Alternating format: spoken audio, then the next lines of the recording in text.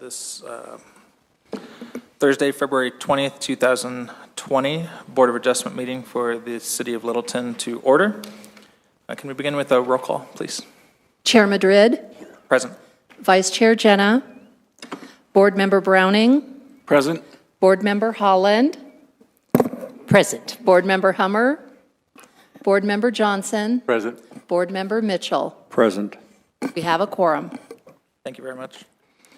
We'll move on to our Pledge of Allegiance, so if everyone can please stand. Mr. Browning, if you wouldn't mind.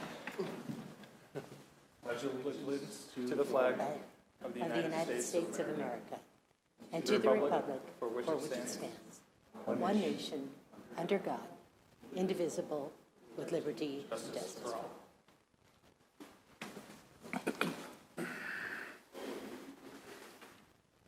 Thank you, and we'll move next to our approval of tonight's agenda. You need a motion?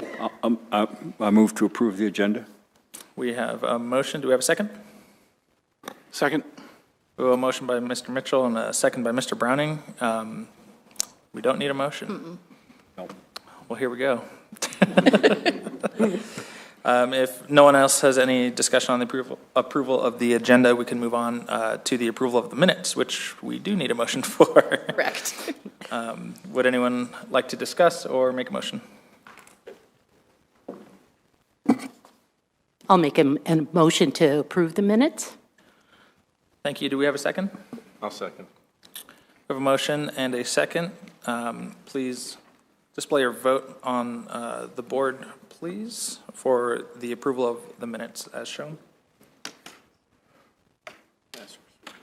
The vote is 5 in favor. The motion carries unanimously.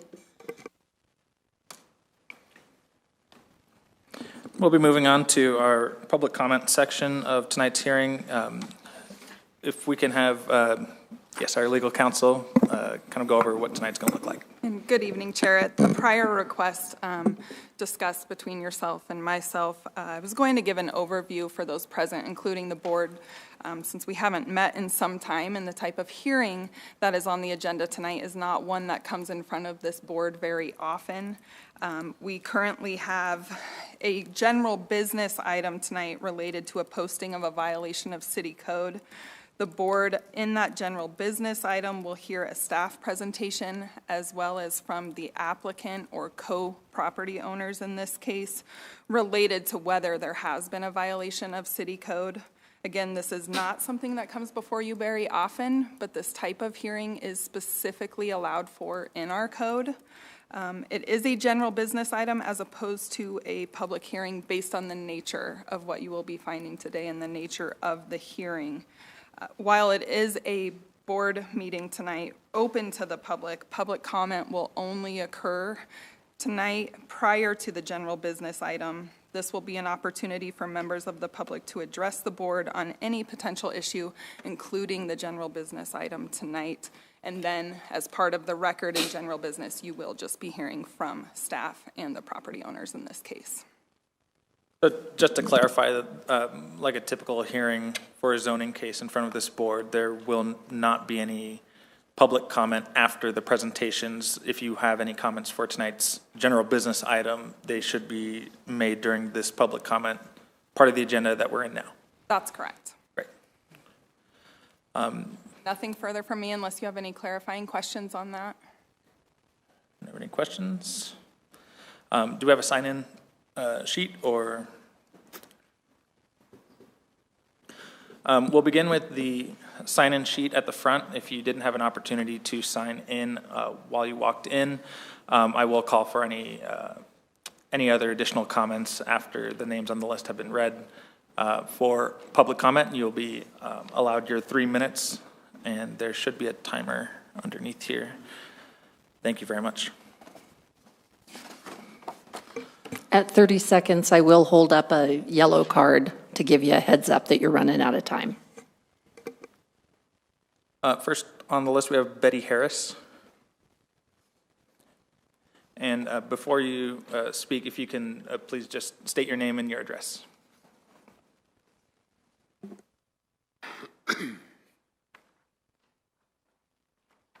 Good evening. I'm Betty Harris. I live at 6281 South Cedar Street in Littleton. Okay. I am speaking in reference to the Hugelkultur. A Hugelkultur is roughly translated to a mound hill in German. It's a way to combine composting and vegetable gardenings together. It's a no-till method that can reach up to 7 feet tall and can last up to 20 years. Not that this was doing that, but mound gardening is a technique applied around the world. It's a method of using decayed wood debris and other compostable biomass plant materials to make into a raised bed. They use decaying wood, keeps it from decaying and releasing CO2 in the atmosphere. When you put it under the ground, it puts it into the ground where it is available plant food, if you would. A Hugelkultur is not a compost pile. There are real issues with composting, not the least of which is the effort needed to help them decompose quickly, which is important in this desert culture of ours. High-tech composting uses those tumblers which mix the organic matter, and from all I've seen, it makes enough compost to do no more than fill a couple of flower pots on your patio. Using manure in a Hugelkultur or compost heap is accepted standard practices. In both cases, manure has been incorporated into the heap, whether it's a Hugelkultur or compost pile, by mixing it, and when you mix it and or cover it with other material, worms and other soil animals decompose it, which makes soil, which we don't seem to have. If odor is an issue above all issues, then the city court ordinances should restrict the raising of any animals that do not use the toilet. If the issue is acceptable landscape design, then the city code needs to define in no uncertain terms exactly what that means, because to do otherwise is arbitrary and unfair to all the citizens. Regarding rats, first you have to understand rats. They prefer to live in and near human structures where they can basically eat human food. No rat will eat manure unless it's starving, and the animal providing the snack has serious digestion problems which cause their feces to be full of edible grains, etc. With my 50 years gardening and farming experience, I know that compost piles where people put kitchen scraps into the mix are excellent places to harbor rats and mice. I do not teach people in my classes to make compost piles, but rather to use lasagna gardening techniques which do not include kitchen scraps. Specifically, do not. Members of the garden gang helped remove a huge pile of cardboard in Mr. Cohen's shed. Ms. I Harris, was there. Those are your 3 minutes. I'll let you finish that last. One sentence. Yep. Okay? Okay. When we cleaned that up, there was absolutely no evidence of any rats. Thank you very much. Pam Chadbourne.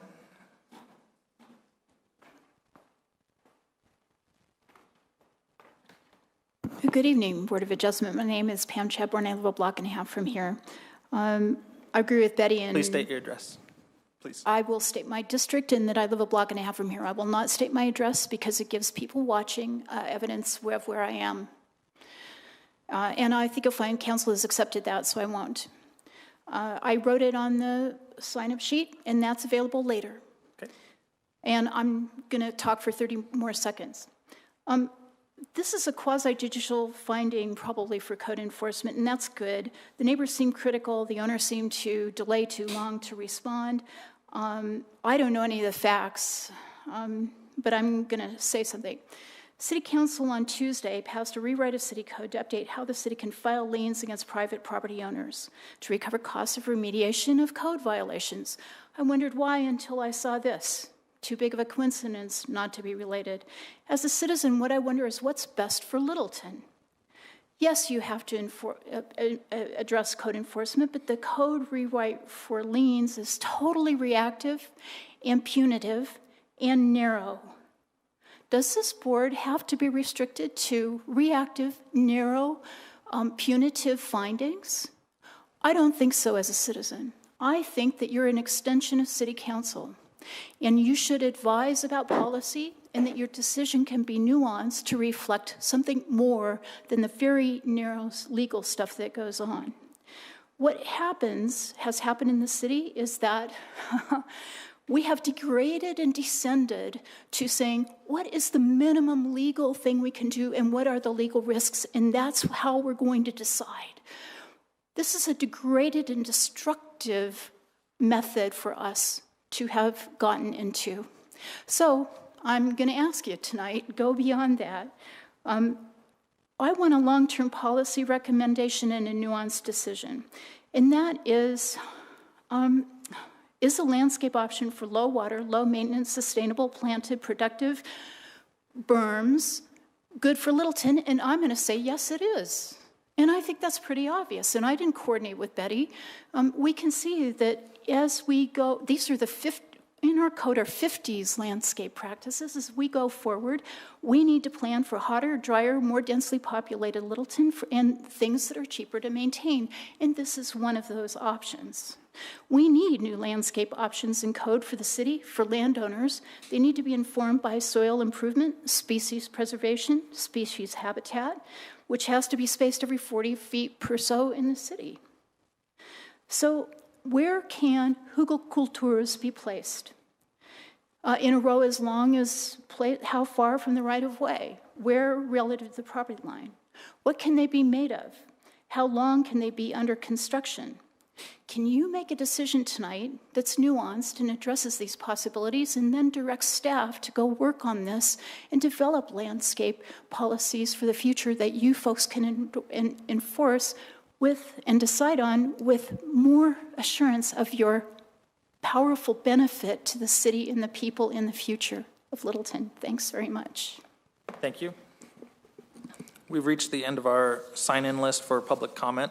Would anyone else in the room tonight like to offer their comments during this public comment section of our agenda tonight? Seeing none, we will move on to general business on our agenda. This is for item ID number 20-059, hearing on a violation of City Code Section 7-4-3B, removal and disposal of rubbish posting at 800 Rangeview Drive. Now, prior to the presentations, I want to make sure that there are no board member conflicts regarding this general business item. If we could just go down the line and have each member state whether they have visited the property or spoken with anyone regarding the property. No, I have not. Done a drive-by. You've driven by? Yeah.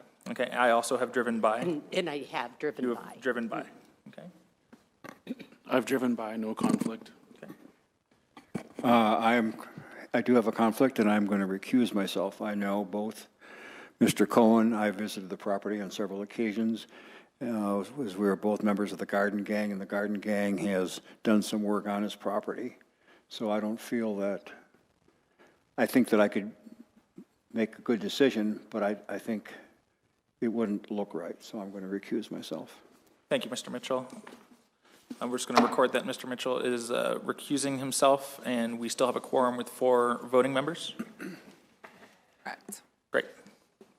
Then we'll move on to general business item 20-059, the hearing on City Code Section 743B at 800 Rangeview Drive, and we will begin with a presentation from staff. Good evening, board members. I'm Rebecca Thompson, Code Enforcement Manager, and the subject property at 800 Rangeview Drive is owned by Mr. Cohen. He requested this hearing for the board to make a determination on whether or not there is a code violation involving rubbish or if his landscape feature, a Hugelkultur, is just that, a landscape feature.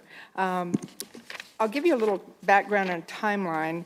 The city started receiving complaints on this specific problem along Windermere. This is the far east side of the property. It adjoins the sidewalk on Windermere, and complaints started coming in July of 2018. City staff had conversations with Mr. Cohen at that time. He described what he was doing with the Hugelkultur. City staff did some research on it, gave him some latitude and gave him time to work on it. But complaints continued and the condition got worse. So within, probably a year later, was the first notice. It was, in fact, the end of July 2019. A written notice was given. Mr. Cohen did not improve the condition, and complaints continued. So a final notice was given in November of 2019. Still no improvement, and complaints continued.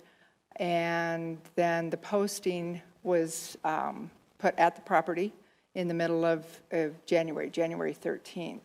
With the posting, it is a requirement for the owner to take corrective action. If not, the city can abate the problem by hiring contractors. Mr. Cohen applied for the hearing, and so that's why we're here this evening. One of the conversations that code enforcement staff had with Mr. Cohen, this is a 2-acre property, is that there is a possibility that this could be successful somewhere else on the property. It's not that it is similar to compost. We have addressed problems with compost in the past on other properties. But this location and the length of time that was put into this project was problematic. So I'll go over a few facts about the case and prove, this is the proof that this is a violation of our city code, and the section is 743B. So as I said, the work started in July of 2018, and from that point, the mounds or piles continued to grow. At some point, code enforcement received complaints of bad odors. So on inspection, we found that manure was being added to the piles, and on several inspections of the property, we noticed the odors were quite bad. So what we found in the mounds really fit the definition of rubbish. There was cardboard scrap, wood, yard debris, miscellaneous yard debris, and the manure. And as the mounds grew, the sloughing off of the material onto the sidewalk, became worse. One of the things that we know is the Hugelkultur is a horticulture technique that can be successful, but one thing that we know is the location is really important, and these seem to be fairly temporary. There's information there that every 5 to 7 years they need to be rebuilt. And so I think in this location, this is a problem being next to the public right-of-way. And I would like to read a couple of complaints that came in. These were included in your packet. This was an email sent in just about a week before the final notice was given. It's from a citizen. For several months, horse and goat manure from adjacent properties have been dumped along the South Windermere sidewalk for almost a block south of Shadycroft Lane to Rangeview Drive. It is unsightly, smells bad, and could spread disease. The piles keep getting bigger, so the dumping needs to be stopped, and the site needs to be restored by grading with a cover of planting soil and seeded to grass as it was before. And then there's one other email that came through that I'd like to share. This was January 9th, and this was about a week before the posting.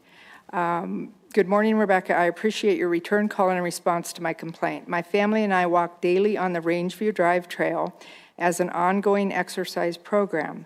Over the years, I've noticed that the owner of the property at 800 Rangeview Drive began wasting his trash, branches, leaves, horse manure, and more adjacent to the public walks on both sides of his property, Rangeview Drive Trail on the south and South Windermere Street on the east. This fall and winter, he has aggressively cleaned out his horse facility and has wasted this material on the berms adjacent to the walkways, in addition to several large piles scattered along the property. This is not acceptable in a suburban residential neighborhood, which is across the street from Heritage High School. In addition to the crap in the berm, he tracks mud and manure on the street and sidewalk, making it impassable to walking pedestrians.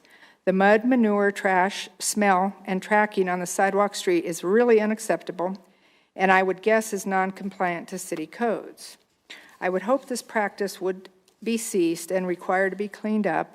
This may be acceptable for the rural short-term removal of manure in feedlots in rural farming areas, but even under those circumstances, the waste is spread on fields and incorporated soon thereafter as a soil nutrient enhancer. As I mentioned to you, if a contractor had made such a mud mess, his stormwater permit would be penalized or pulled. I hope city leadership get in front of this, as it sets horrible precedent. Thank you for your attention. And this city staff received probably between 5 and 10 phone calls during this year-and-a-half period, complaints, and there's several more email complaints in your packet. So staff recommends that the Board of Adjustment uphold staff's determination that the subject installation is rubbish in accordance with Littleton City Code Section 743B. Doing so will require the property owner remove the rubbish within 5 days of the board's determination, and that's required by city code. And I'll answer any questions. Thank you very much. Do any board members have any questions for staff? Mr. Browning. Yes, could I ask staff or council to just read out loud the definition of rubbish under 742?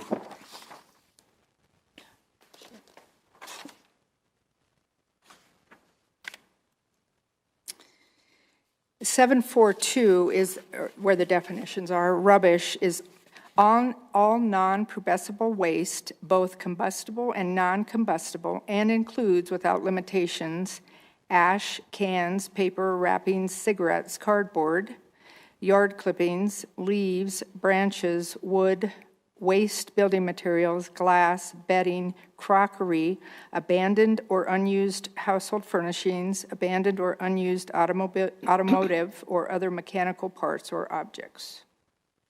Thank you. Yeah, go for it. Follow-up question. Do you believe that at least 3 of those items are contained within that list pertaining to this particular item on the agenda tonight? I do. Thank you. Staff report actually lists 5. And they're in bold. Does any other board member have any questions for staff? Okay. Yes, in looking over the materials earlier, I took some notes about it. And one of the questions I had was, I believe that the project has increased in size since its inception. And so my question would be, has it been cleaned up at all? I mean, is the rubbish now gone, or is it still, I mean, obviously it's still there, but has there been any improvement at all? Well, there's a photo on the screen that shows the sidewalk full of mud, and that has been cleaned up. Okay. And we did require that the 35-foot site triangle be opened up. And so the mounds were to be removed from that location, and Denver Water required a 5-foot clearance around the fire hydrant. We have not been able to confirm that that's been done because we've had snow since then. So I don't know whether that's been cleared out, the 35-foot triangle. Okay. The sidewalk's clean. I don't think the mounds have reduced in size, though. Okay, thank you. I do have one question. Mr. Johnson? Yeah. What was the original intent in doing this, putting that berm around there? Again, my understanding was to create the Hugelkultur using some of the scrap from the property so that it wouldn't have to be hauled away.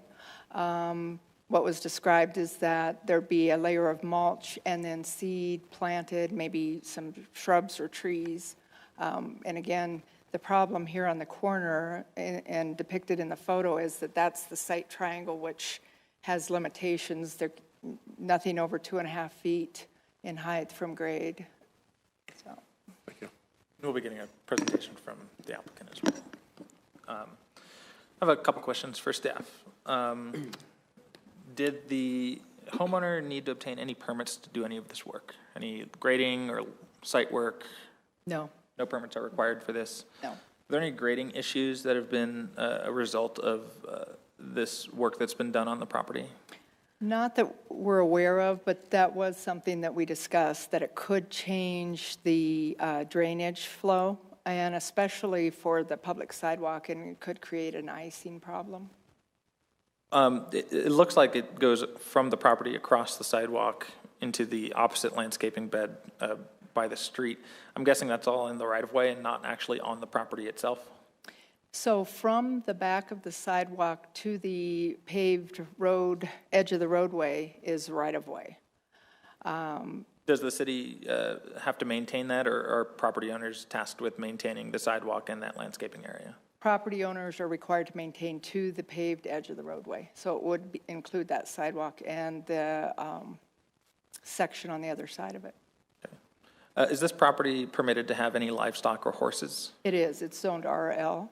RL. And do we have any standards in the code regarding manure piles, like setbacks from property lines or where manure can be stored? There is no provision in the code for storage of manure. And I will just note that I've never received a complaint of odors of manure until these mounds were created. And there have been horses and goats kept at the property for quite some time. Are any of the other surrounding properties, do they have horses or? Yes. Okay. And the initial violation or the initial phone call that the city received, that was July 2018? Yes, And that's when the first complaints started coming in on this particular project. And then there wasn't a written violation until a year later, on July 2019? From the city? Yes. That's correct. We'd had several conversations with Mr. Cohen and wanted to give him the opportunity to get this Hugelkultur going. And so there was quite a time between the first complaint. So was it just a matter of whether or not the work on the property had met that kind of bar, I guess, of needing a violation, or was it more the city trying to work with the property owner rather than issuing a violation? I'm just trying to figure out why it took a year. Sure. I think it was more trying to work with the property owner. You know, there were quite a few violations at the property that we were addressing, and some action had been taken. And so it was definitely just trying to work with him and to see what the outcome would be of the project, to see if it would, you know, work in that location. But obviously it didn't. We continued to get the complaints. So what prompted the written violation at a certain point? It had been a year, so what threshold was met, or what did the city see that they felt necessary to issue a written violation at that point? More complaints coming in, and specifically the manure and those odors. And then when we went out to the site, it was very bad. Okay. Does any other board member have any? Yes. One more question, and I know you probably don't have a lot to work with on how a Hugelkultur should be constructed, but in staff's analysis, would you say that it was properly constructed, the Hugelkultur, in any of the research you've done? Or, and again, I understand that it's a new concept. Sure. Well, I think that the time frame that was in place here from the time it first started to where we are now was so long that that's part of why I think there were so many problems. I think that, you know, what we've read in the literature, and if this is done properly, you know, you can grow. They're raised beds, and you can grow grass and different vegetation on these mounds. But again, there was no end to this. There was no completion, and the mounds just continued to grow. And as they got taller, there was more debris sloughing off onto the right-of-way. So I think that that's part of it, the timing of it, how long it took, and just the location, I think, is just not a good location. Okay, thank you. Questions? Yep. Thank you very much. This time we'll call our property owner to make their presentation. If you please state your name. I own the property as a joint tenant with my husband. Great. And I understand that Joe asked for the hearing, and it's fine for him to go first. I'd prefer to go last because we have greatly diverging views on what he's done to our property. Okay. But as Ms. Thompson repeatedly referred to the property owner, there are two property owners. I just wanted to make that record before Mr. Cohen started his presentation. Thank you very much. Mr. Cohen?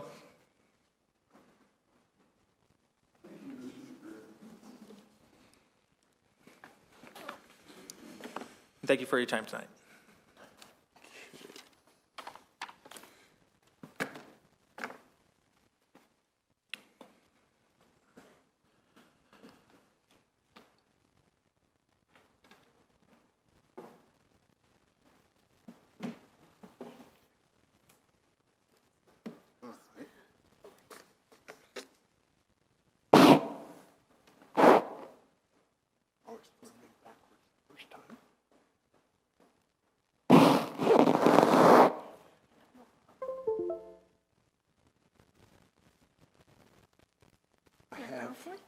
I have,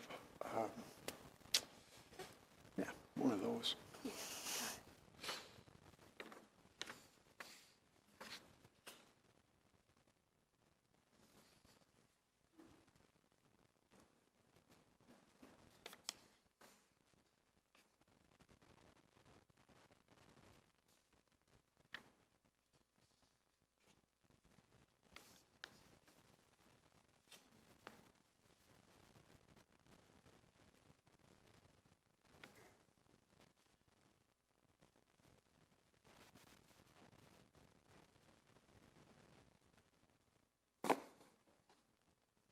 And I'll put it up there in 1 second. Okay, great.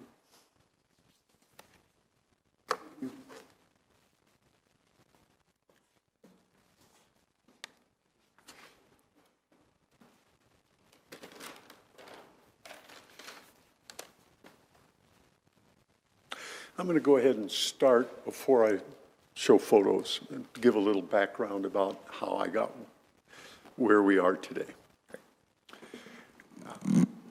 In 2016, I believe, I attended a gardening class presented by Betty Harris. I've been a gardener and I have moved toward becoming a more organic-oriented gardener. When I took the course, I learned about Hugelkulturs and ruminated about them. As you know, we have a 2-acre property, and we do have horses. The northwest portion of the property is the horse corral. The lowest part of the properties adjacent to ours is in the corral. And we had a long time problem with ponds building up, puddles, because water from all over the property would go and settle there. I ended up calling it Lake Ookie Gookie, and we literally had ducks come back and swim in this. It almost put me off of eating duck, but not quite. And they came back for years. And Teresa and I, Ms. Moore and I, had talked about how we could clear up this puddle and get rid of it. Ms. Thompson, early on, brought us some Vectobat, which I put in the puddle to keep mosquitoes down. So I had thought about creating French drains, but when I learned about the Hugelkultur, it becomes a berm, and I decided if I put that Hugelkultur on the interior of the property, around the corral, that it would, first of all, create rich gardening opportunities, and it would create a berm which would prevent water from flowing into the corral. And I have completed the Hugelkultur on one side, and on the south side, that one is about 3/4 finished. I work full-time. I'm an attorney. I still practice. And I borrow I've been borrowing equipment to build this. So it's quite a project. The city has been reasonably gracious with me. Unfortunately, when in the fall, after the November 15 letter from Ms. Thompson,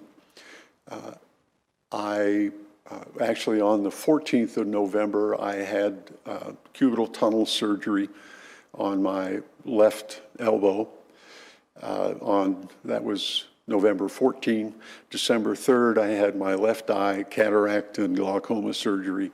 And on the 10th of December, I had the right eye done.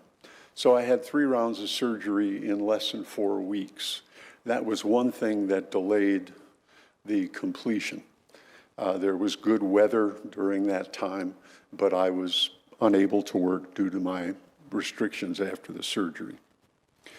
The project has taken longer than I anticipated, but again, I'm an attorney who litigates, and that requires quite a bit of time.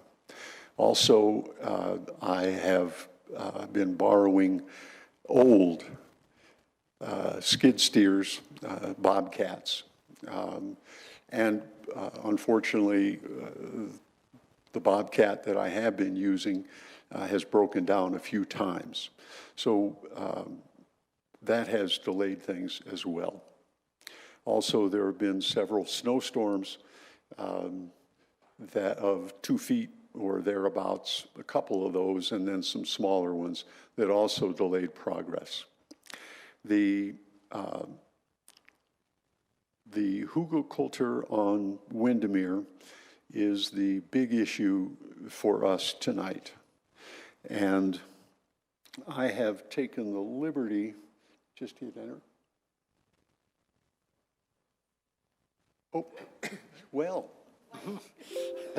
okay, now we think we know what we're doing. Let's go here. Okay, and, okay. Can we get her big?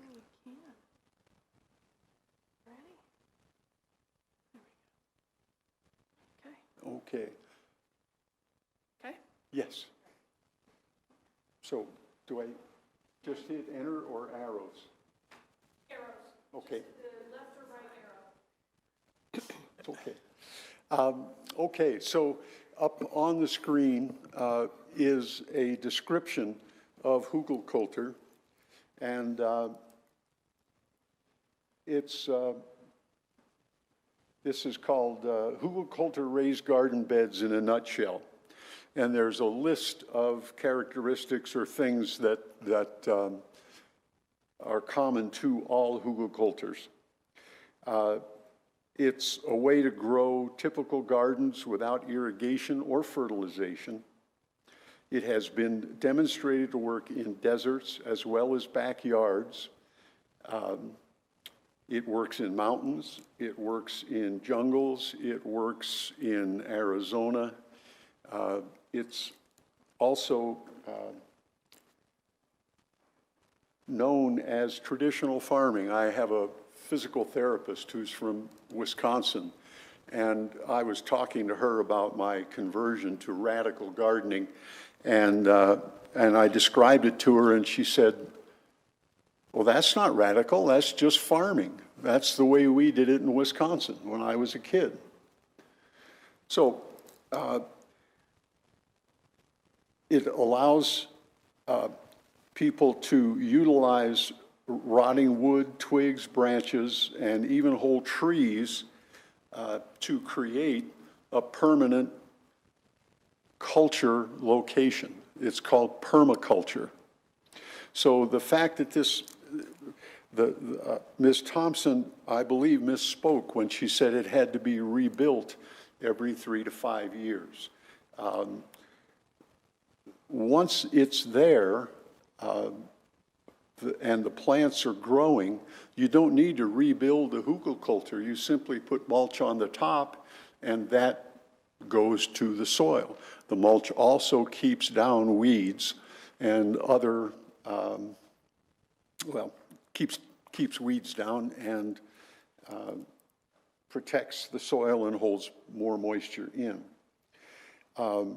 So the things that the wood and would otherwise have to go to the dump or be burned didn't seem reasonable. They can be flush with the ground, but they're commonly raised. They can start small and be added to later, or you can make them big, and it's just up to the creativity of the person who's building the Hugelkultur.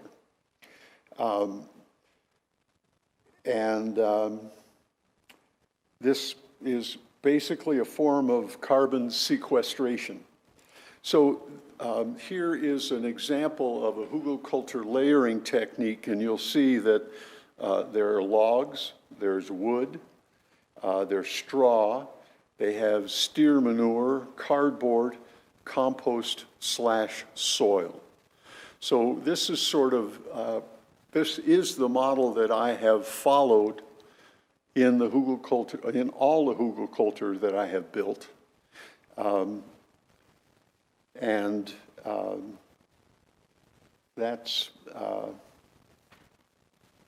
This is a demonstration that manure is a part of it, all organic material. This is what a Hugelkultur looks like in this artist's imagination or illustration. You can see the wood, you can see the soil and mulch above the wood, and you can see the plants thriving in that Hugelkultur. Here's the same Hugelkultur after a year. You can see that the plantings are thriving, the wood is rotting, and time keeps marching on. Here it is after 2 years, much further developed. Here it is after 20 years. And you can see that it has maintained its size and shape. There are 3 ways to create Hugelkulturs.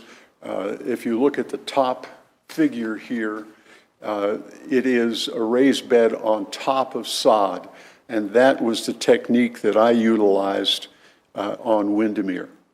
It is a right-of-way. I didn't know what was buried there. I certainly didn't want to disturb that. What I wanted to do was create a very fertile garden plot that I could plant in ornamental bushes, food bushes, flowers, and grass, ground cover. Then the second photograph or the second illustration is one that's slightly dug in, and the third one you can see has a sort of excuse me, it's in a trench. The property, Ms. Thompson, did you put that photo that you utilized back up? Oops. Doesn't work that way? Oh, okay. So we'll skip that. So here are what some Hugelkulters look like. Really, it's the creator's imagination that goes to how the design works. Mine are closest to the one on my far right, your far left, as you're facing this way. Hugelkulters can be any size. They can be built by hand or they can be built with equipment. Clearly, I'm using equipment to construct the Hugelkultur on the property. This is a picture of a Hugelkultur on a right-of-way.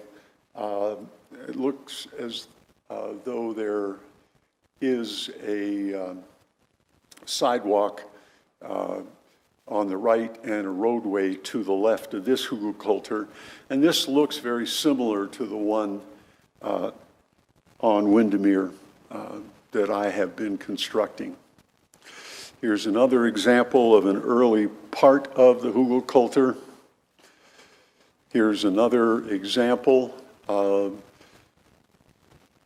yet another.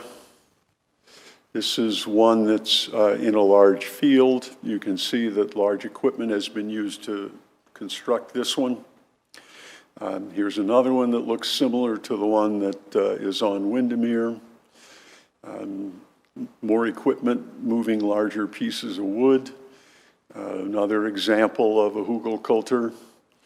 This is a Hugelkultur that has been planted with fruit crops, and you can see that it's pretty lush. Same thing with this one, and that does it for this part of the presentation.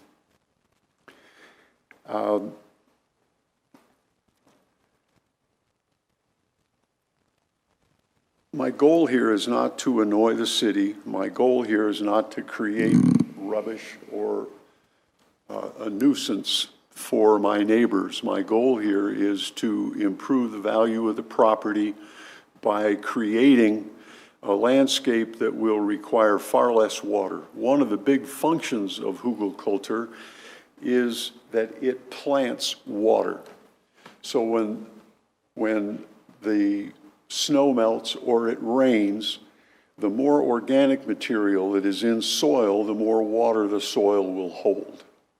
So this, most of the area along the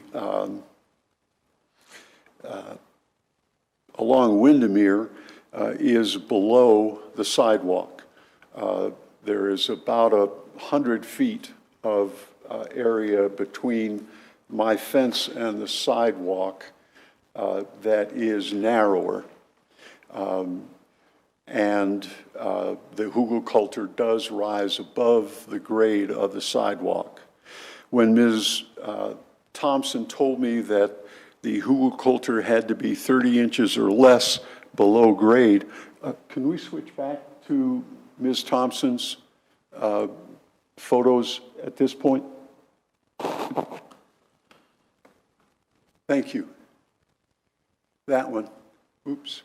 There. Yeah, this will work. So, as you look, we're looking south along Windermere. The Hugelkultur is to the right, and there is a fire hydrant at the end of the sidewalk where that truck is turning. So I took a 2x4 and a level, and I put the 2x4 on the sidewalk and leveled it, and then measured the height of the fire hydrant that is there. And the Hugelkultur, before I reduced it, was less than 30 inches above the grade of the sidewalk, which is the city's requirement. Even though I met code with that height there, I have removed a substantial amount of the Hugelkultur that was there, and I have removed most of the Hugelkultur around the fire hydrant. So, but the snow has come, and the rest of the work I need to do there will be by hand. So I'm hoping that I can get some of that done this weekend to make the 5-foot clearance. It's clear in the front and it's clear to the sides, but the material behind the fire hydrant does need to be removed, and I will be doing that this weekend. I have, if you go west on Rangeview from Windermere, the first 100 or 150 feet well, actually, the street is higher than the sidewalk. And so naturally, when there's snow, it melts and flows down onto the sidewalk on Windermere, on Rangeview, and it's just the way it is. It's the gradient. This is a more recent picture. So when I first, the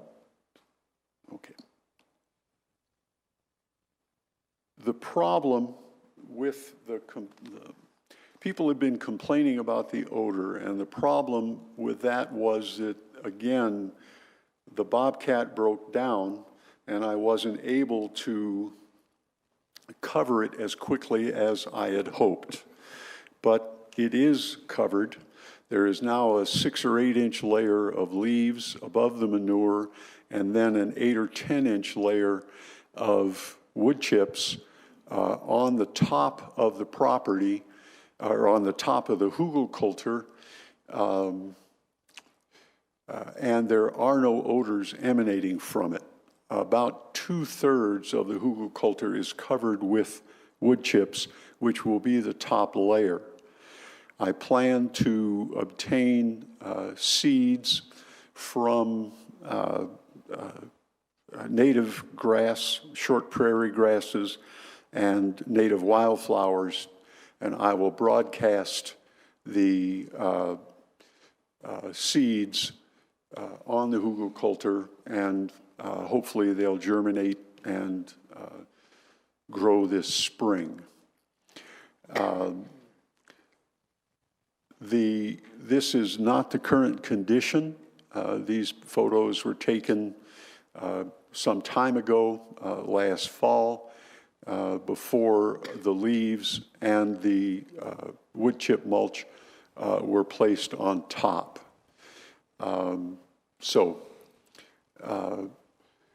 As you can see here, we're looking north, and this Hugelkultur is off the sidewalk. It is lower than the grade of the sidewalk, and as it matures and the organic material rots, decomposes, this will absorb more and more water and will become a very nice flower and shrubbery garden.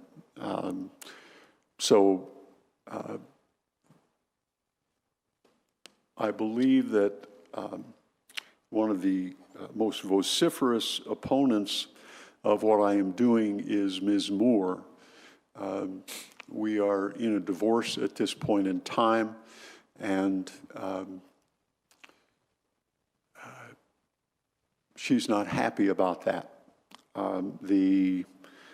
One of the documents produced by Ms. Thompson is an email from Ms. Moore. It was addressed to Ms. Thompson, myself, and Ms. Moore's attorney. May I hand this email to the chairman? Okay. I believe that email is being shown on the screen, and it was included in the board's packet. Okay. So just read this email, and that's all I can ask you to do is just take a look at this email. I am within 2 days of work to finish the Hugelkultur. It will comply. There is no odor left, and it will be a fine garden that will be lovely in the future. It's different than people are used to seeing. There is no goat manure in this. This is all horse manure. The goat manure stays where the goats are in the yard. We let them eat and fertilize at the same time. So we're not moving that manure to this, just the horse manure. And again, there won't be any more horse manure put there, and there is no odor at this time. I'll respond to any questions. Thank you, Mr. Cohen. Do any board members have any questions for Mr. Cohen? I do. Mr. Johnson. Was this intended to go all the way down the south side? Board Member Johnson, if you could speak into the microphone, please. That was loud enough. Was this intended to go all the way down the south side, Hugelkultur, of the property? It was intended to go to the end of the chain link fence on the south end, southeast corner of the property, yes. Okay. I understand now. Thank you.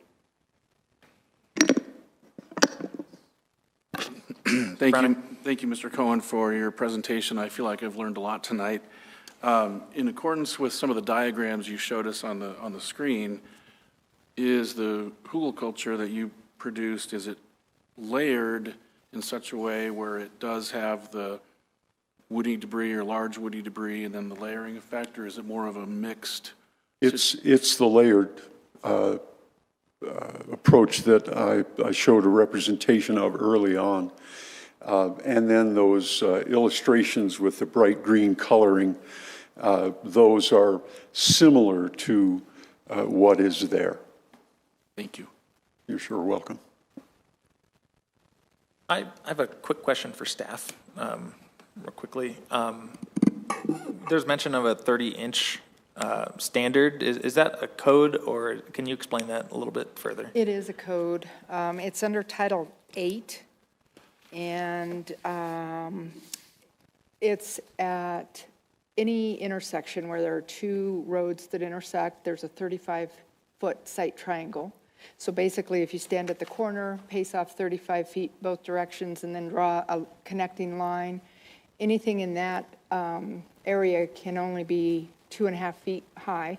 And if it's a tree, there has to be a clearance from 2.5 feet up 10 feet. So the branches have to be trimmed up. And that's measured from grade, or where is that measured from? It is measured from grade. Okay. And one more question for staff that I forgot to ask after your presentation. What would it, in the violation, what would it take to actually just clear the violation from the property in terms of what's out there right now and what it should look like? So it would be removing all of the mounds or piles so that it's level and it's even with grade to the condition that it was prior to the project. Okay. Yeah, I'll echo what Mr. Browning said. I think I've learned a lot as well about gardening. I noticed that you had a diagram in there that showed kind of the life cycle of what it's supposed to look like after a year and 2 years, and that this has been going on for about 1.5 years now? Yes, it's still not finished. Okay, and so you're still constructing it, so we're still at the 0 point on that timeline then? Well, No, because the processes are taking place as we speak and have been since I laid down the first layer. But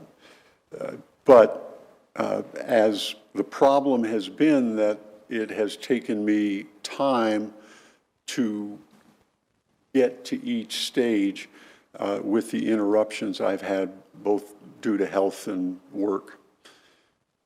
How much longer do you think it would take to actually start producing plant material on top of one of these? Spring. Did you receive any help on this project from any professionals that do this type of gardening normally? Any sort of consultant or someone you know that has knowledge of this process? I studied the process. I worked with Ms. Harris and others to construct Hugelkulturs for other garden gang members. I have observed other people doing it, but I have not hired anyone because the finances haven't been there. And this is a labor of love for me. I believe I am significantly improving the entire property and making it so that it will be sustainable into the future, use far less water. It will not generate the carbon dioxide that otherwise would be there. And there will be beautiful plants. So you went over the materials that go into these mounds, like wood and twigs and branches. Where are those coming from?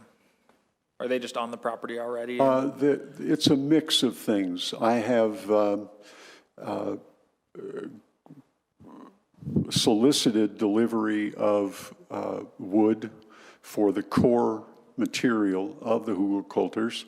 We have generated lots of wood ourselves by taking down trees, and folks have brought us logs and lumber and those sorts of things. The garden gang members have been generous in that regard. Did you contact the city at all before you started this project to make sure that you weren't building these on any sort of easement or any sort of underground utilities or anything of that sort? I did not. I noticed in a couple of the photographs that it looked like the Hugelkultur was located on either side of a chain link fence. Is that typical of this type of gardening? It's on one side of the chain link fence only. Would that be on your property or would that be within the right of way? I thought I saw a photo of the chain link going directly through it, unless it was a different mound on your property.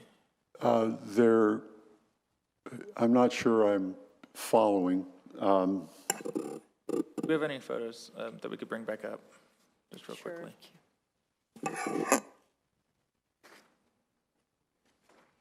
And actually, board member, Madrid, that is not the right of way. That is Mr. Cohen's property. Okay. And what we determined, and it did take Right there, some that research, but we determined that the right of way. No, there's that photo I was. That one was okay. Okay. That photo I was talking about, where There we go. looked like the mound is on both sides of that chain link fence. It's not. It abuts against the fence. The goats like it because they get in there and eat weeds and leaves and twigs. You mentioned one of the primary things you were trying to accomplish with this project was to fix the grading on your property. Has that been accomplished? And go ahead. Pretty well, yes. We haven't had any ducks since we started the Hugelkultur. Since I started the Hugelkultur project. When we get a particularly heavy rain or a particularly heavy snow, such as we've had in the last week or so, the puddle will form, but it dries much more quickly, and it's never as big as it was. So it all stays contained on the property? Has it not? So how has this project affected the drainage of your neighbors or of the sidewalk nearest your house?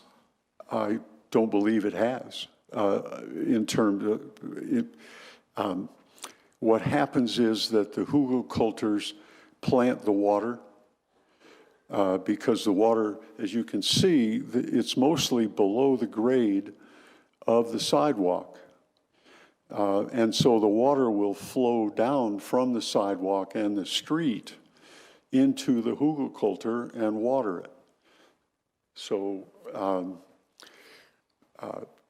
this point I want to make is that I have moved the Hugelkultur away from the sidewalk so that there is a small trench anywhere from 8 to a couple of feet wide so that water will not flow back onto the sidewalk and that the material won't slough onto the sidewalk. Part of the problem with the work that I've been doing lately is that I've had to work in muddy conditions. And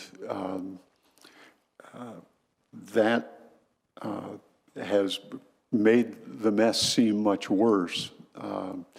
And there have been problems with the Bobcat breaking down.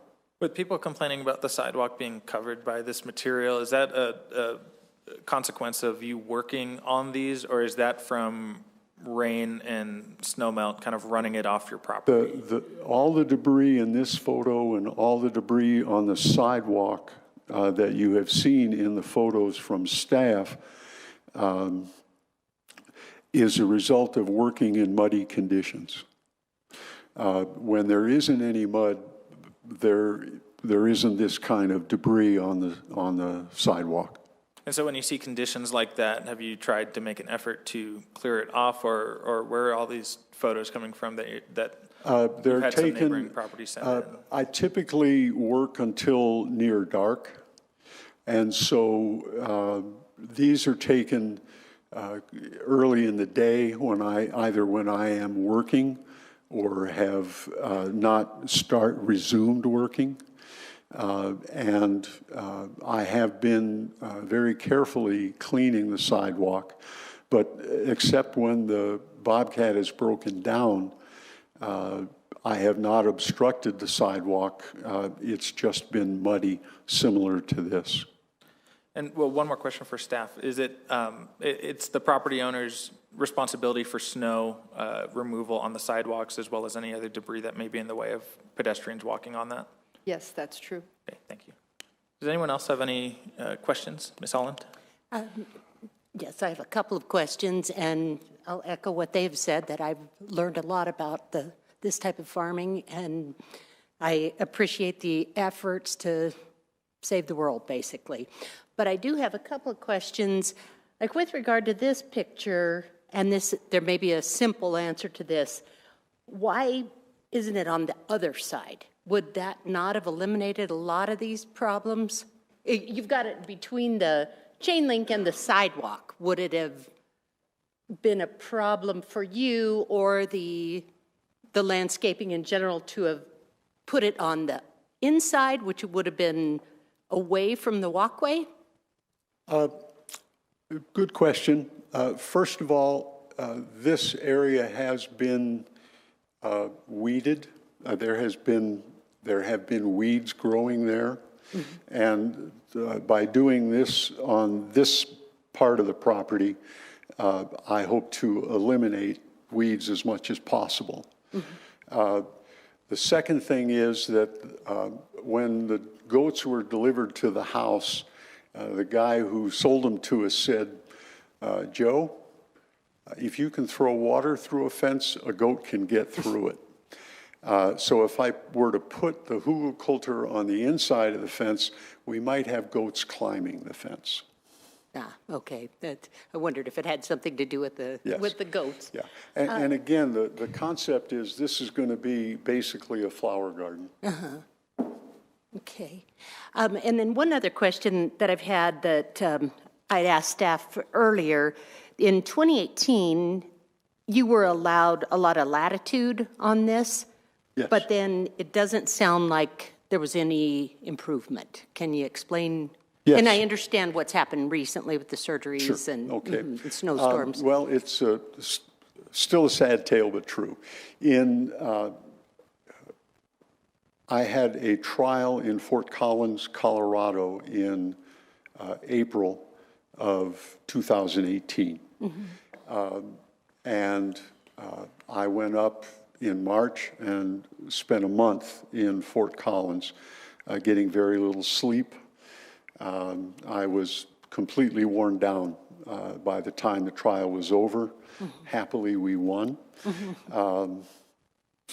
And unhappily, the court required us to do some briefing within a month of the end of the trial, so I wasn't able to relax and rest.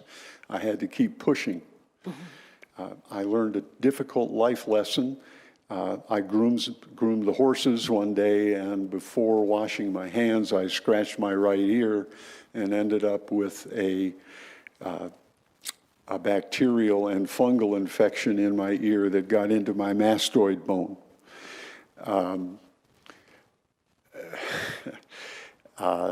I ended up having surgery in December of 2018 to remove the infection. So that had quite a bit to do with that delay. Okay.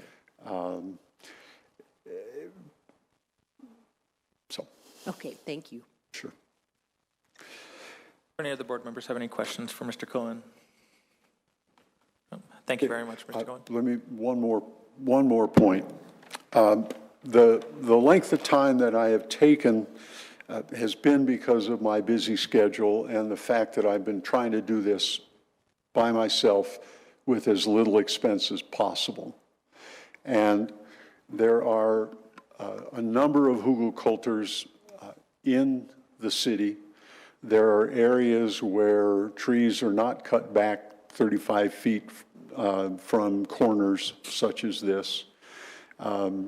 And in my discussions with the city, the threat has been, unless you do this when we want you to do this, we're going to come in, tear it down, and charge you 40% more than it's going to cost us to do this. And we're going to fine you. So I'm just a kind of a regular guy who has this big dream project that I'm trying to finish. Life happens and has gotten into my way.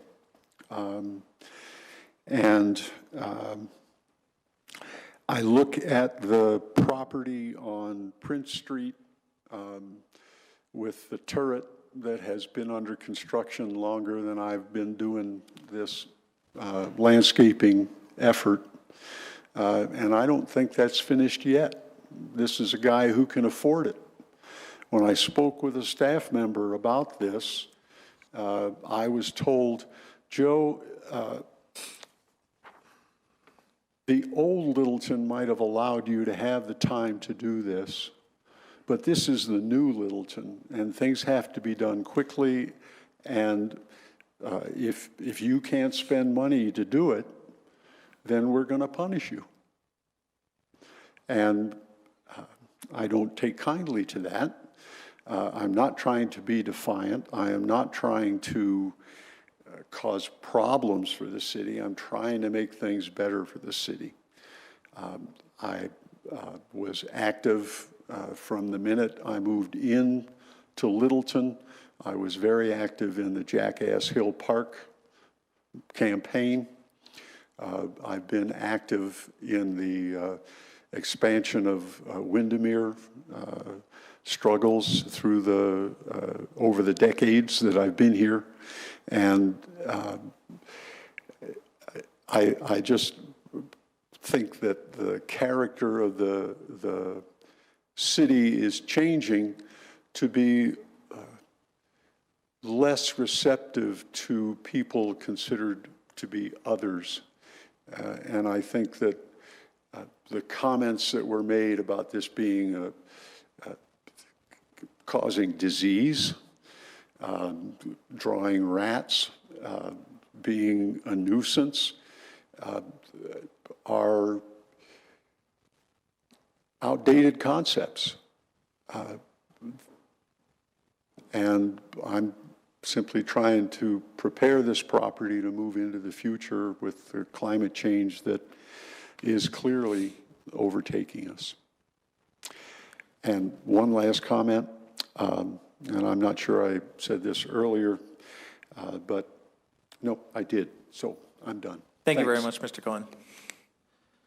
Just to remind everyone, there is no public comment during this case, but we will be calling Ms. Moore, who is also a tenant owner of the property as well, to offer her comments on this as well.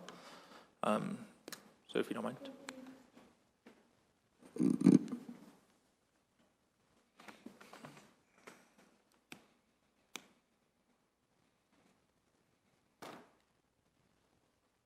You need help setting up your laptop, or we got it.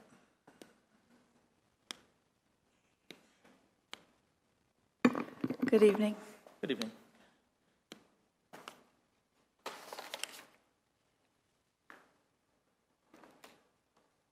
I did not appreciate that we were going to be able to have some audio video. I've just now put some pictures on my thumb drive, but I brought some hard copy pictures, and there's 3 copies of each picture here. Ms. Moore, if you would speak into the microphone, because this is all for the record. There are 3 copies of each picture that I have here, and I would. I don't think so. I think we just need it switched back to the other display. Switch back to this one? To this one, yeah. Thank you.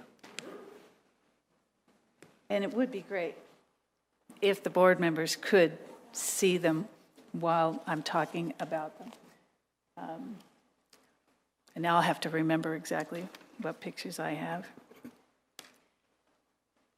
So the screen is now on the laptop. Just it should be behind us as well. And I only have 3 of my pictures on my thumb drive, which is why I wanted you guys to I can see on the screen. be able to look at my hard copy photos. Thank you. Oh, that would be great. Do you want to get a set back? I want these back. Oh, okay. Oh. Okay. So there's 3 basic problems with the Hugelkulturs that led to the city posting the notice of violations on our property. Joe has been working on the interior Hugelkulturs for 5 years. Those, as he said, are not at issue tonight. The one that he's building along Windermere is the one that is the subject of the notice of violation. But here are the 3 basic problems. Joe is divorcing me.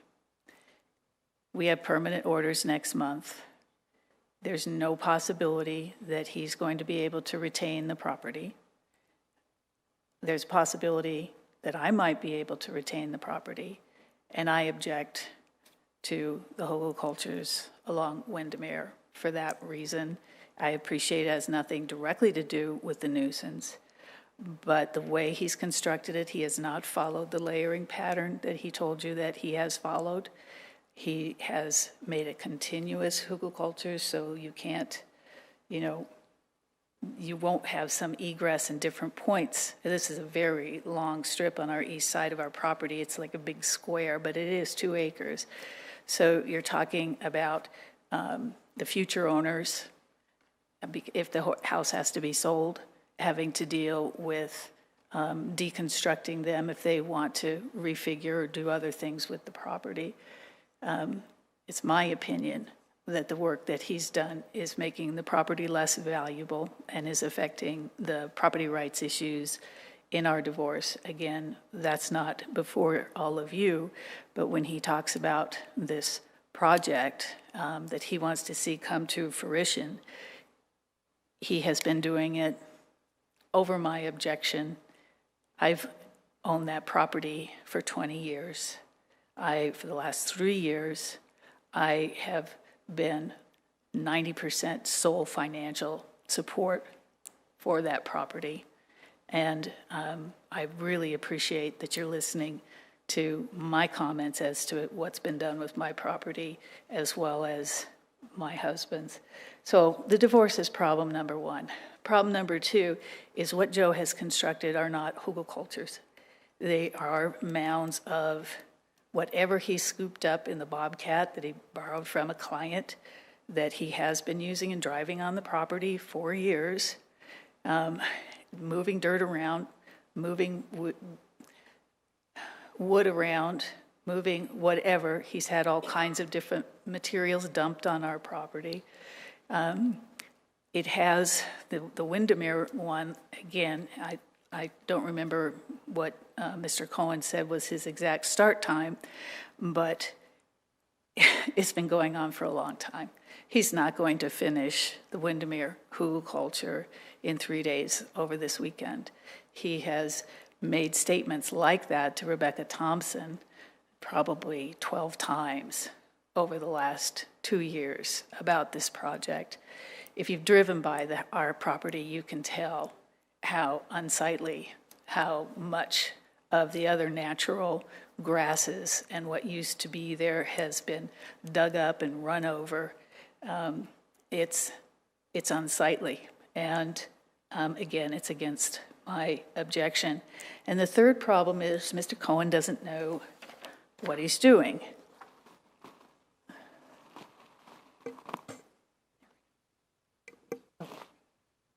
This is a recent example of his incompetence. Just beyond the car is the Bobcat parked almost on the street where it must have broken down. I don't know what Joe was trying to do, but he got his Lexus SUV stuck, jammed up right against the fire plug. So whether he's operating the Bobcat, which in the past he's operated and crashed into my car, he's not a trained heavy equipment operator, and his building and use of this equipment on our property, again, has caused us a lot of problems.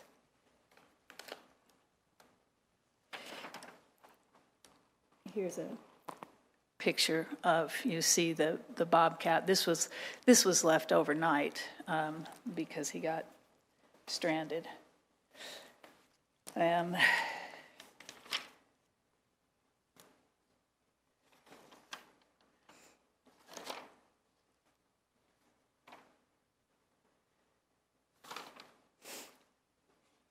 We have a Hugelkultur along the side, the western side of our driveway. That was the first one that Joe built. And he didn't talk about that one. That one's probably about 5 years old. I want to show you, after 5 years, what the state of this Hugelkultur is. There's lots of weeds. You can see the bindweed at the bottom. There's some sunflowers.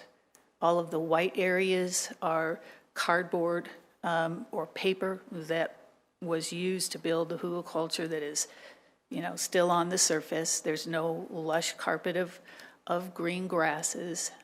Again, I think that's because Joe does not know what he's doing. There's another picture from that very first Hugelkultur that Joe built. Again, these were taken last fall, so we're not talking about, years and years ago. He does not know what he's doing.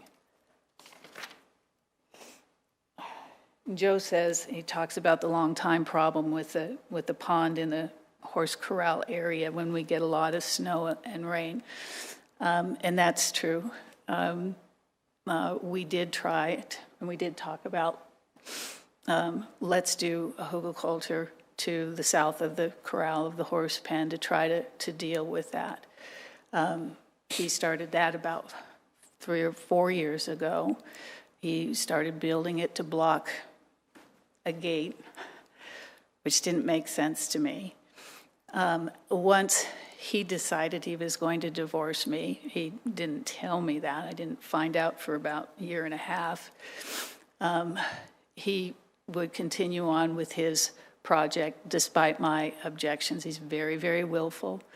When he has gotten notices from the city, for instance, clear up these weeds by such and such a time, or when we've gotten the notices, if he doesn't want to, or he can't do it, or doesn't, or it interferes with his vision of the projects that he thinks he's doing on our property, he just doesn't do it. Very disrespectful of the city over the years is what I've viewed. We have had interactions with Ms. Thompson over the entire time that we've jointly owned this property.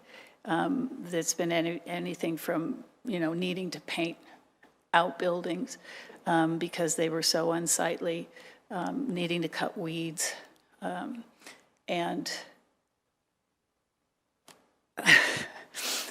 many of those resolutions of those citations over the years were completed by me, with the help of one of my sons and with no help from Joe whatsoever. It's been an ongoing issue with the city, especially the weed problem, and now it's shifted to this Hugelkultur along Windermere. And when Mr. Cohen talks about fixing the drainage problem by building Hugelkulturs, there's no logical reason why a Hugelkultur needs to span the entire eastern side of our property. That's not a source of problems of drainage. So that's not the purpose. And I want to go back to a couple of these pictures. Again, what you're seeing here is not what Joe represented to you. His Hugelkultur, this is our 4 or 5 year old Hugelkultur as of last fall.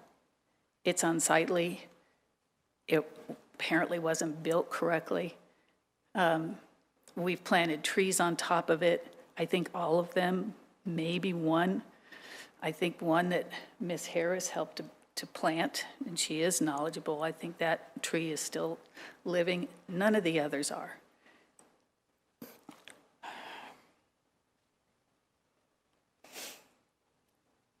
The Hugelkulturs that were designed to move that puddle out of the corral or to deal with that because they were supposed to hold the moisture, the puddle has moved. It's moved east into the hay barn area.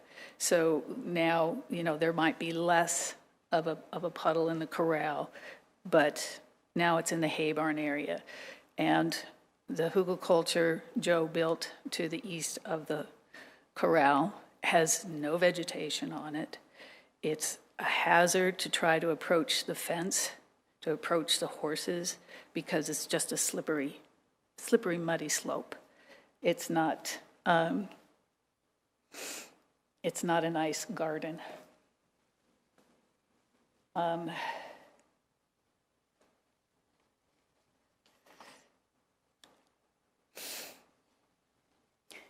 If Joe were to successfully plant and grow the vegetation he's described on the Windermere Hugelkultur, it definitely would interfere with the sight lines, because he's talking about meeting the requirements at ground level, at the top of the mound.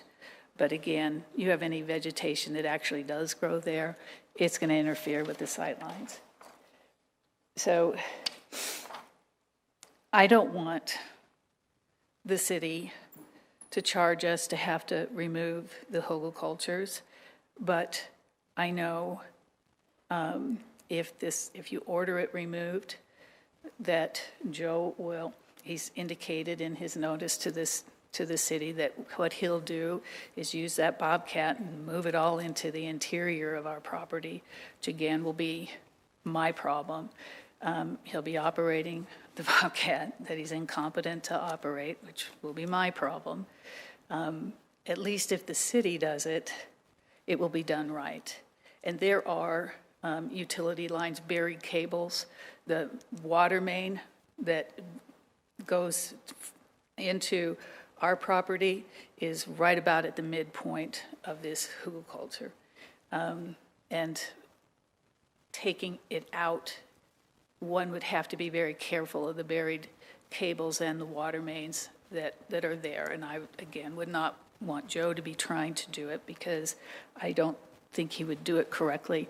He did not consult with a landscape engineer to start this. And again, despite probably, well, I won't say probably, he's gotten excellent advice and guidance from Betty Harris. She's a master gardener. But he has not followed it. What he's built on our property are just mounds, not layered, of rubbish.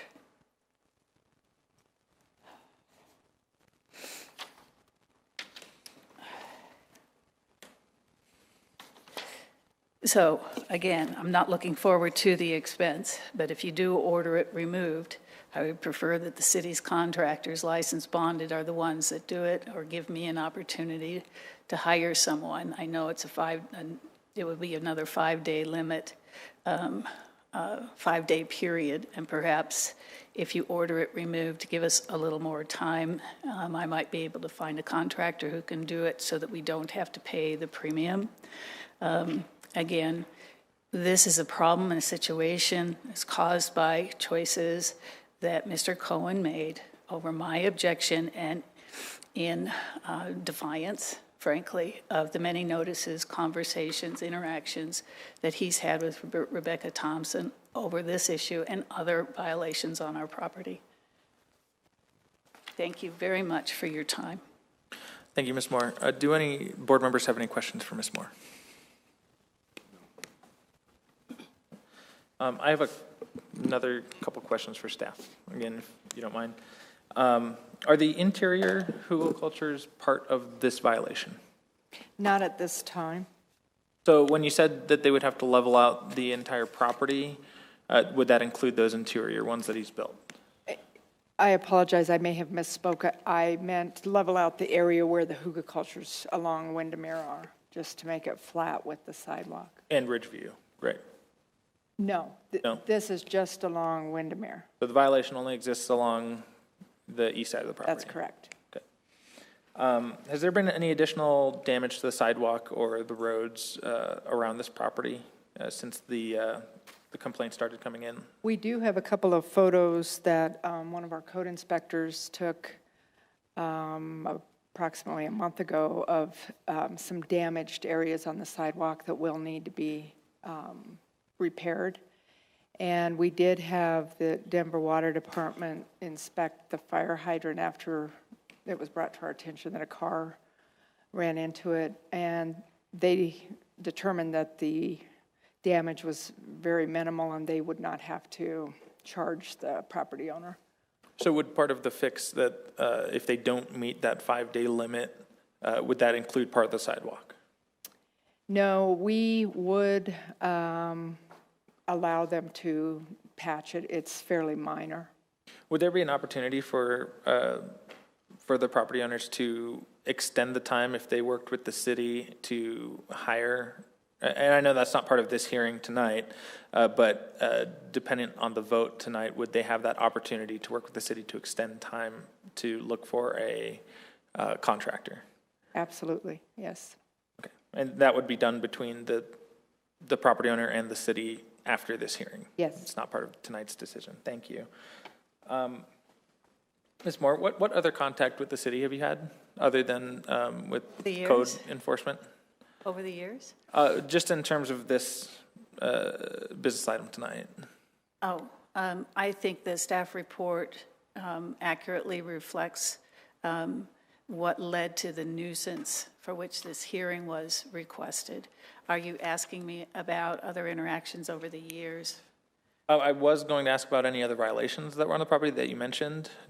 Oh, right. There are existing violations that are not subject of this hearing that the city has given us till mid-March to complete, and that is to replace rotten and ununiform and dysfunctional fencing to make it uniform and functional.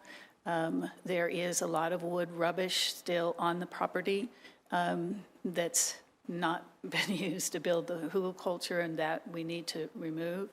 Mr. Cohen has said that he can demonstrate that the interior Hugelkultur north of our house does not, that there's proper drainage. I don't know exactly what he's done. I assume that he will have show Ms. Thompson on another site visit how he's demonstrating that there is drainage. I'm not sure that there is proper drainage from the house into the corral through this Hugelkultur.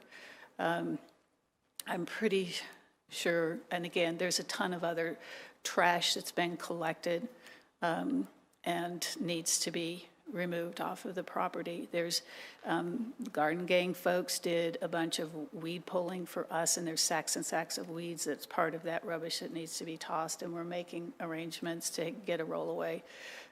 Again, our deadline for that piece of it, those things are March 15th. Okay.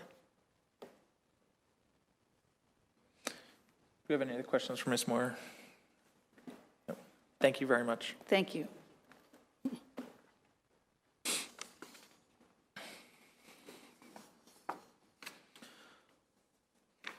At this point, we're just going to move forward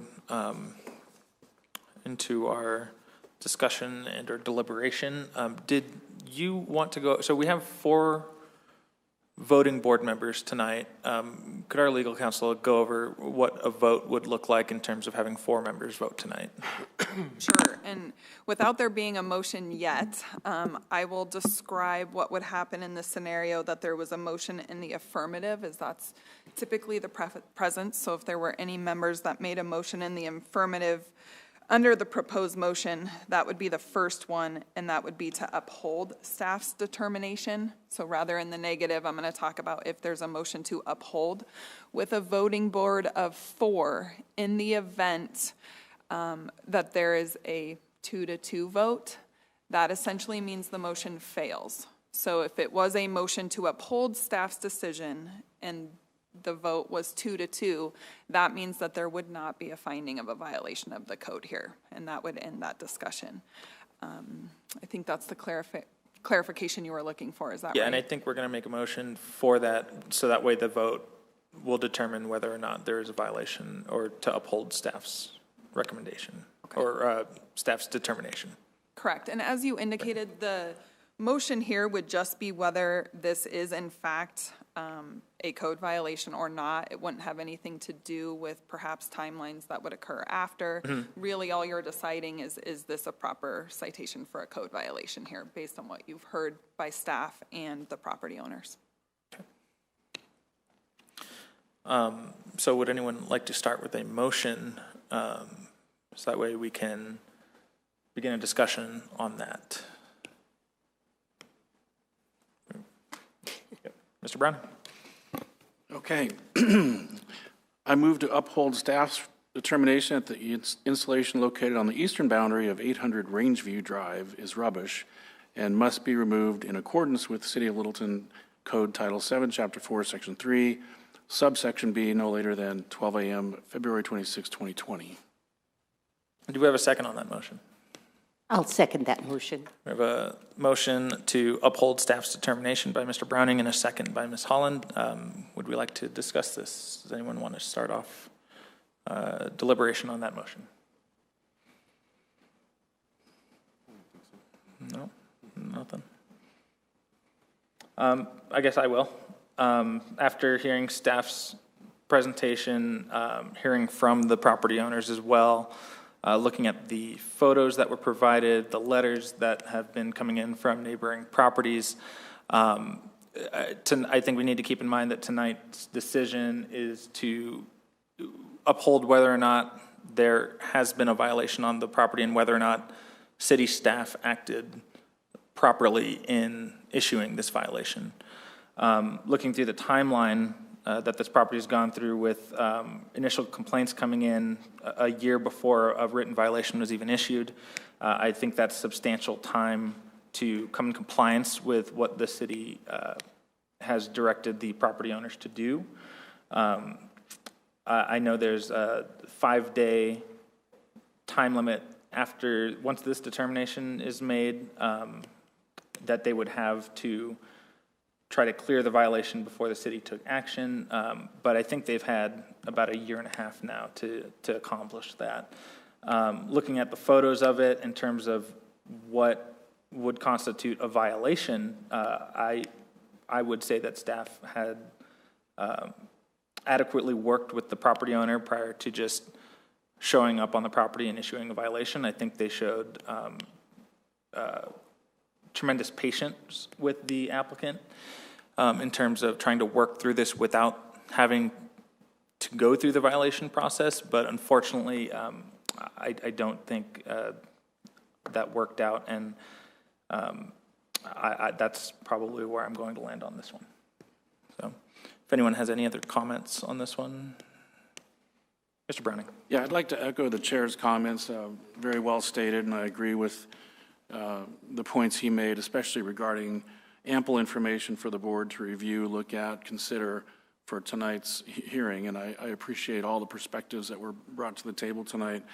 I also would maybe urge the city in the future to also look at some sort of ordinance revision or review with respect to landscaping features. I think there's some merit to looking at maybe new and creative ways to bring in earth-friendly landscaping. I'm not opposed to that at all.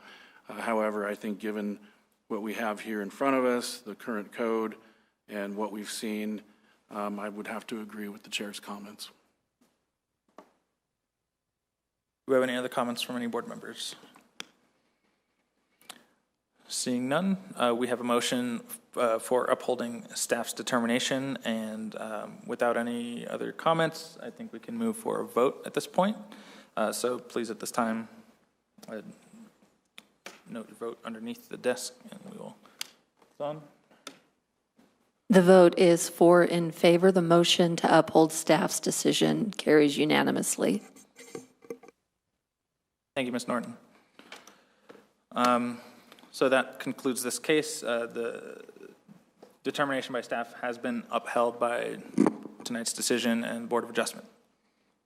I'd like to thank everyone for their time during this business item, for coming down and offering your comments. I think this board appreciates all the time of everyone coming down and offering their perspective on this. So thank you to everyone who's attended.